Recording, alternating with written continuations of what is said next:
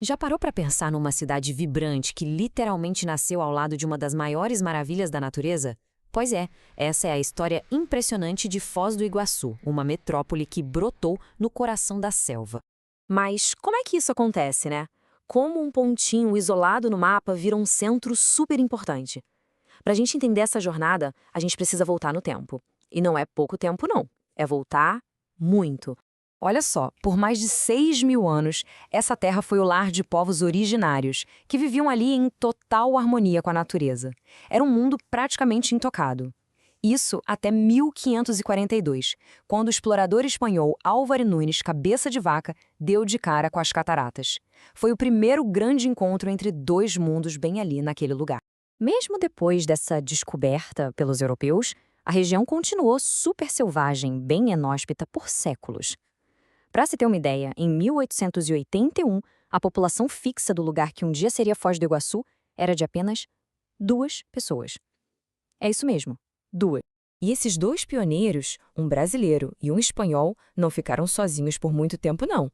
Logo depois, começaram a chegar outros, atraídos pela exploração da erva mate. Foram eles que, juntos, fincaram as primeiras raízes da comunidade que existe hoje.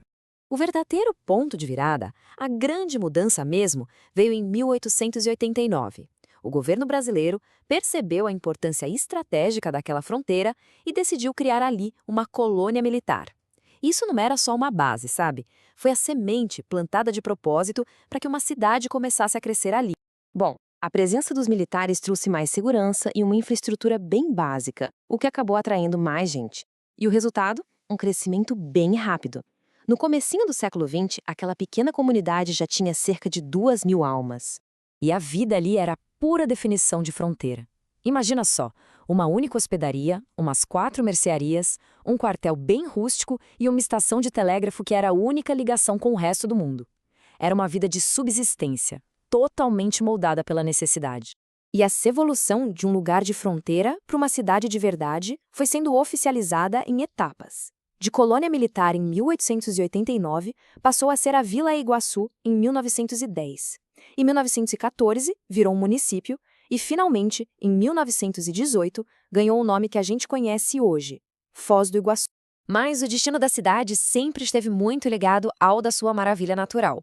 E aí, em 1916, um visitante super ilustre, ninguém menos que Alberto Santos Dumont, o pai da aviação, acabou tendo um papel-chave na preservação desse tesouro.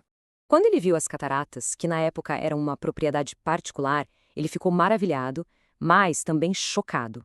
Ele usou toda a sua influência para defender uma ideia que era bem radical na época, a de que aquela área deveria ser comprada pelo governo e virar um patrimônio público, acessível para todo mundo, para sempre. E a campanha dele deu super certo.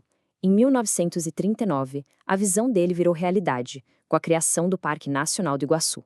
E esse ato de preservação não só salvou as cataratas, como também selou o destino de Foz do Iguaçu como um futuro polo de turismo mundial.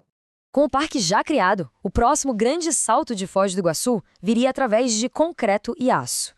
A cidade, que ainda era bem isolada pela selva, precisava muito de artérias, sabe? Vias que a conectassem com o resto do mundo. E essas artérias chegaram com tudo nos anos 60. Em 1965, a Ponte da Amizade abriu uma ligação fundamental com o Paraguai. 4 anos depois, a pavimentação da BR-277 finalmente conectou Foz à capital, Curitiba, e ao litoral. De repente, a cidade não era mais um ponto final, e sim uma encruzilhada internacional. Só que a maior transformação de todas ainda estava por vir. Nos anos 70, começou um projeto de engenharia tão gigantesco, mas tão gigantesco, que ia mudar para sempre a geografia e a população da região, a construção da usina hidrelétrica de Itaipu. A obra da usina funcionou como um imã, atraindo dezenas de milhares de trabalhadores e suas famílias do Brasil inteiro. O impacto no crescimento da cidade foi uma coisa absurda. Como a gente vê aqui, em 1970, a população era de quase 34.000 pessoas. 10 anos depois, só 10 anos, saltou para mais de 136 mil. Isso dá um crescimento de 385% em uma única década. É um boom populacional quase sem igual, que transformou uma cidade de porte médio numa metrópole agitada, praticamente da noite para o dia. E todo esse crescimento consolidou Foz do Iguaçu não só como uma cidade grande, mas como um verdadeiro centro internacional. Hoje, com mais de 255 mil habitantes, é uma das cidades com maior diversidade étnica do Brasil, um caldeirão de culturas bem ali na Tríplice Fronteira. De 2 colonos solitários a uma cidade global com mais de 1/4 de milhão de pessoas, a história de Foz do Iguaçu é uma história de grandes impulsos. A estratégia militar, a visão de um inventor, a força do concreto e a energia de um rio. A pergunta que fica no ar é: qual será o próximo grande impulso a moldar o futuro dessa cidade incrível?